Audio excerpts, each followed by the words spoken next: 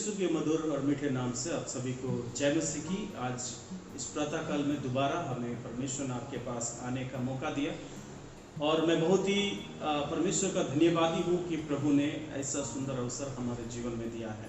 तो आइए हम लोग आज एक विशेष विषय को लेकर के हम आपसे बात करना चाहते हैं जो परमेश्वर ने हमें दिया है, वो है दृढ़ विश्वास के बारे में। इन दिनों में जब हम लोग मुश्किलों हालात में से पार हो रहे हैं और कई समस्याएं जीवन में हम लोग देख रहे हैं, आइए हम लोग किस तरह अपने विश्वास को दृढ़ता के साथ हम अपने प्रभु पर रखें। आइए हम लोग एक वचन से पढ़ते हैं और पढ़ के शुरू करते हैं। मेरे साथ निकालिए, आप देख सकते हैं वचन में मत्ती सुसमाचार उसका 24 अध्याय और 13 आयत। मैं पढ़ता हूँ आप लोगों के लिए। बाइबल में इस प्रकार लिखा हुआ है, परंतु जो अंत तक धीरज धरे रहेगा उसी का उद्धार होगा। प्यारो, जब हमारे प्रभु यीशु मसीह के आगमन का दिन अति नजदीक है तो हमारे विश्वास को और ज्यादा आनंदित बनाता है और ज्यादा हमें खुशी प्रदान करता है कि हमारा प्रभु यीशु मसीह जल्द ही आने वाला है और बहुत ही शीघ्र ही वो हमसे मिलेंगे या हम उनके साथ मिलेंगे। हम बादलों में प्रभु के साथ मिलने वाले हैं। प्यारो, जब प्रभु यीशु मसीह आने वाले हैं तो हमारा और भी विश्वास में हमें दृढ़ता के साथ उसके आगमन की इंतजार करना है। तो प्रभु के लोग होने के नाते परमेश्वर के वचन में हमने पढ़ा, प्रभु कहता है जो अंत तक धीरज धरे रहेगा उसी का उद्धार होगा। तो मैंने पहले ही आपको कहा, इस समय में जब संसार में बहुत सारी महामारियां फैल रही है, संसार में कई जगह में भूकंप हो रहे हैं, कई जगह सुनामी आ रही है, कई जगहों में प्रचार में बाधाएं डाले जा रहे हैं, कई चर्चों को बंद किया जा रहा है, फिर भी हमारा विश्वास को हमारे प्रभु यीशु मसीह में बहुत ही मजबूती के साथ बनाए रखना है। आइए हम लोग वचन से एक आयत को फिर से दोबारा खोल के पढ़ेंगे। वह है इब्रानियों के पत्री। हम लोग निकालेंगे इब्रानियों के पत्री, उसका हम लोग पढ़ेंगे 10वें अध्याय और हम पढ़ेंगे, मैं आपके लिए पढ़ना चाहता हूँ 10वें अध्याय 37 और 38 आयत को, 37, 38, 37 और 38 आयत में इस प्रकार लिखा हुआ है, क्योंकि अब बहुत ही थोड़ा समय रह गया है जबकि आने वाला आएगा और देर ना करेगा और मेरा धर्मी जन विश्वास से जीवित रहेगा और यदि वो पीछे हट जाए तो मेरा मन उससे प्रसन्न ना होगा। यहाँ पर हम पढ़ते हैं, शास्त्र में लिखा हुआ है कि आने वाला आएगा और हम जिसकी इंतजार कर रहे हैं वो प्रभु यीशु मसीह ने हमसे वादा किया है कि वो जल्द ही आएगा। और यहाँ पर वचन कहता है कि वो समय आ गया है और बहुत ही नजदीक है और बहुत ही थोड़ा समय बचा है जब प्रभु यीशु मसीह आने वाले हैं और हम उनसे मिलने वाले हैं। यहाँ पर लिखा हुआ है कि क्योंकि अब बहुत ही थोड़ा समय रह गया है जबकि आने वाला आएगा, और आगे लिखा है और देर ना करेगा। मेरे प्यारो, जब प्रभु यीशु मसीह आने वाले हैं और हम इस दुनिया से उठा लिए जाने वाले हैं, जब संसार इस तरह की समस्याओं से पार हो रहा है, तब भी हमारा विश्वास को हमें उस प्रभु पर स्थिर रखना है जो प्रभु ने हमारे लिए जीवन दिया है। मैं ऐसा क्यों कहता हूँ? क्योंकि प्रभु यीशु मसीह ने हमें अपने लहू से खरीदा है। प्रभु यीशु मसीह अपने जीवन देके हमें बचाया है और वो विश्वास योग्य है क्योंकि उसने मृत्यु की शक्ति को तोड़ करके वो तीसरे दिन जी उठा है। मेरे प्यारो, यहाँ पर 38 आयत में लिखा हुआ है, मेरा धर्मी जन विश्वास से जीवित रहेगा। प्यारो, जब आज लॉकडाउन के कारण से जब हम लोग संसार में देख रहे हैं कि लोग घर में बंद पड़े हैं, काम नहीं है, लोगों के पास पैसा नहीं है, भोजन नहीं है, कई लोग जो दूर दूर में काम करने गए हैं उन लोगों के पास भोजन नहीं, उन लोग वापस अपने घर की ओर निकल पड़े हैं। तो अलग अलग समस्याएं हम संसार में देखते हैं, परंतु हमारा नजर प्रभु यीशु मसीह के आगमन की ओर होना चाहिए। हम इन मुसीबतों में भी, हम इन समस्याओं में भी हमारे प्रभु की ओर हमारा नजर उठाकर रखे, क्योंकि यहाँ पर लिखा है कि परमेश्वर का जो जन है वो धार्मी है और धार्मी व्यक्ति, परमेश्वर कहता है, वो विश्वास से जीवित रहेगा। मेरे प्यारो, हम प्रभु पर विश्वास करते हैं और हम जीवित लोग हैं और प्रभु यीशु मसीह ने वो जीवन हमें दिया है और वो कहता है कि हम जीवित रहेंगे। आगे वो कहता है यदि वो पीछे हट जाए तो मेरा मन उससे प्रसन्न नहीं होगा। प्यारो, अगर हम इस संसार की चीजों को देखेंगे, इस संसार की समस्याओं को देखेंगे, इस संसार की महामारियों को देखेंगे, इस संसार की विरोधिता को देखेंगे, इस संसार की जितने भी मसीहियत के खिलाफ में होने वाले कामों का अगर हम देखेंगे, तो शायद हमारा विश्वास डगमगाएगा। परंतु प्रभु कहता है अगर हमारा विश्वास डगमगाए, वो हमसे प्रसन्न नहीं होगा, वो हमसे खुश नहीं होगा। इसलिए हमें चाहिए कि हम अंत तक हमारे प्रभु पर हम निर्भर रहे, हमारे प्रभु पर आशा बनाए रखे, हमारे प्रभु की ओर हम नजर उठा के देखते हुए चले, ताकि प्रभु की नाम की महिमा हो।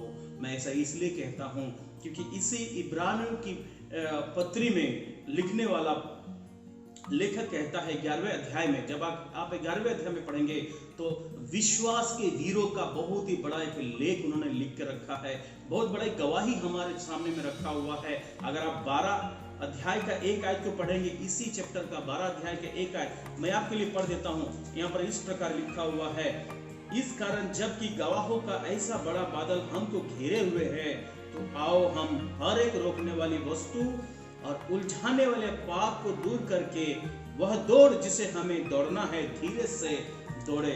मेरे प्यारो, हमने आपसे बात किया, परमेश्वर के वचन में लिखा हुआ है 11वें अध्याय में बहुत सारे विश्वास के वीरों की कथा और उनका चर्चा लेखक इस 11वें अध्याय में करता है और हमसे कहता है कि इतना बड़ा विश्वास के वीरों की जो इतनी बड़ी गवाही हमारे बीच में है, तो आओ, यहाँ पर एक आह्वान को हम लोग देखते हैं, कहता आओ सारी उलझनों को, सारी पापों से दूर होकर हट करके हम जिस दौड़ में निकल चले हैं, जिस दौड़ में हम लोग दौड़ना शुरू किए हैं, उस दौड़ को धीरज पूर्वक दौड़ करके पूरा करना है, उस दौड़ को धीरज पूर्वक दौड़ करके पूरा करना है।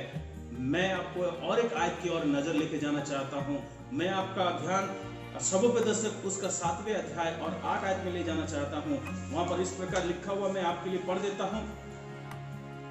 सबोपदेशक उसका 8वें अध्याय और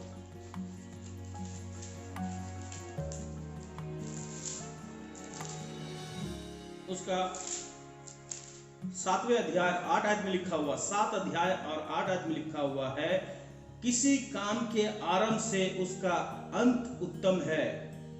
मेरे प्यारे भाई और बहनों, जिस विश्वास को हमने शुरू किया था और हमने इब्रानियों में पढ़ा कि इतना बड़ा विश्वास का वीरों की गाथा हमें लिख के परमेश्वर के वचन में हमें उत्साहित करने के लिए, विश्वास में मजबूत करने के लिए लिखा गया है और हमसे कहा गया कि आओ हम उस विश्वास की दौड़ को हम अच्छी रीति से धीरज के साथ पूरा करें। यहाँ पर लिखा हुआ है कि जिसका अंत भला उसका सब भला है। मेरे प्यारो, हम विश्वास में जिस रफ्तार से शुरू किए थे, उस रफ्तार को हमें धीरे नहीं करना है, हमें धीमा नहीं करना है। प्यारे विश्वासियों, हमें प्रभु के आगमन की ओर और ज्यादा अग्रसर होना है। जितना ही हम उन दिनों का आते हुए देखेंगे, उतना ही ज्यादा हम विश्वास में हम मजबूती के साथ आगे बढ़े। मैं एक छोटा सा बात बताना चाहता हूँ। आपको मालूम है, जब लोग मशाल को लेकर के दौड़ते हैं, तो वो मशाल लेकर दौड़ने वाले धावक क्या करते हैं, अगले वाले धावक के हाथ में उस मशाल को थमाते हैं ताकि वो अपना दौड़ को पूरा करे और आगे वाले धावक तक पहुंचाए। मेरे विश्वासियों, भाई बहनों, पुराने जितने भी प्रभु के संत जन हैं, उन्होंने अपनी दौड़ को पूरा किया और हमें उसकी गवाही को हमारे हाथ तक पहुंचाया गया है। उस विश्वास की रक्षा हमें करनी है, जो विश्वास के लिए कईयों ने अपना जीवन को दे दिया, जिस विश्वास के लिए कईयों ने जेल खाने में दिन को बिताया, कई लोगों ने प्रभु के लिए जान गंवाई है। आइए हम उस विश्वास की और मजबूती के साथ पकड़ को बनाए रखें और हम आगे बढ़े, ताकि जो काम प्रभु ने हमें सौंपा है और जो हमसे पहले जिन्होंने ये काम को, विश्वास के कार्य को पूरा करके प्रभु में सो गए हैं या प्रभु के पास चले गए हैं, ऐसे लोग जब हमें देखें तो हमें देख करके उनके मन में गर्व हो कि जो काम हमने पूरा किया और उनके हाथ तक किए हैं, उस काम को लोग भी आगे बढ़ा रहे हैं। प्यारे भाई और बहनों, हमें याद रखना चाहिए कि हम स्वर्ग के नागरिक हैं। इस दुनिया में हम दौड़ रहे हैं, लेकिन हमारा प्रभु आएगा और एक दिन ये दौड़ हमारी समाप्त हो जाएगी और हम प्रभु से मिलेंगे। और हमारा प्रभु हमें पुरस्कृत करेगा, हमारे इस दौड़ का सम्मान करेगा, हमारे उस जीवन की गवाही का आदर करेगा। मेरे प्यारों, आज के लिए एक और वचन मैं पढ़ना चाहता हूं, वह है दूसरा तीमुथियुस उसका 4 अध्याय, दूसरा तीमुथियुस उसका 4 अध्याय। और हम वहां से पढ़ते हैं, प्रेरित पौलुस तीमुथियुस को कुछ कहता है। 4 अध्याय उसका 7 आयत में लिखता है, मैं अच्छी कुश्ती लड़ चुका हूँ, मैंने अपनी दौड़ पूरी कर ली है, मैंने विश्वास की रखवाली की है। प्रेरित पौलुस को हम बहुत अच्छा से जानते हैं। वचन को जब पढ़ेंगे तो बहुत ही उसके वीरता को हम लोग देखेंगे, उसके दृढ़ विश्वास को हम लोग देखेंगे, किस रीति से प्रभु पर वो निर्भर होकर के अपने जीवन को, सेवकाई के जीवन को उन्होंने पूरा किया। प्यारो, वो कहता है कि मैंने अच्छी कुश्ती लड़ी है, बेकार का कुश्ती नहीं, काम का कुश्ती, फल का कुश्ती, अच्छी कुश्ती, नियम के अनुसार उन्होंने काम को किया।